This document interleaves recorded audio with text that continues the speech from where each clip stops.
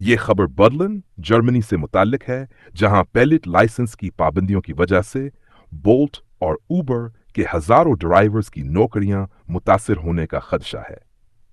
नई policy, German हुकूमत नई पाबंदियां आयद की हैं जिनके तहत बोल्ट और उबर जैसे प्लेटफॉर्म्स के ड्राइवरों को 7 दिन की हद पर अमल करना होगा, यानी वो साल में सिर्फ 7 दिन काम कर सकते हैं।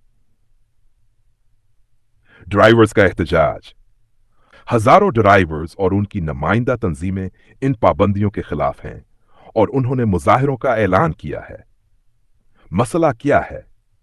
इन पॉलिसियों के बायस तकरीबन 30,000 अफराद की नौकरियां खतरे में पड़ गई हैं, क्योंकि इन कंपनियों पर नई कानूनी शराइत लागू होंगी। जर्मन हिकाम का मौकफ, हिकाम का कहना है कि ये इकदाम टैक्सी सरोसिस को बचाने और मनसफाना मुकाबले को यकीनी बनाने के लिए किया जा रहा है। आइंदा लाया अमल, मुजाहिरीन ने यहाँ पेसी यूरो माहाना फीस खत्म करने और नई पाबंदियां हटाने का मुतालबा किया है। ये सूरत हाल जर्मनी में ऑनलाइन टैक्सी सर्विसेज के मुस्तकबिल पर बड़ा असर डाल सकती है, खास तौर पर बोल्ट और ऊबर जैसे प्लेटफॉर्म्स के लिए।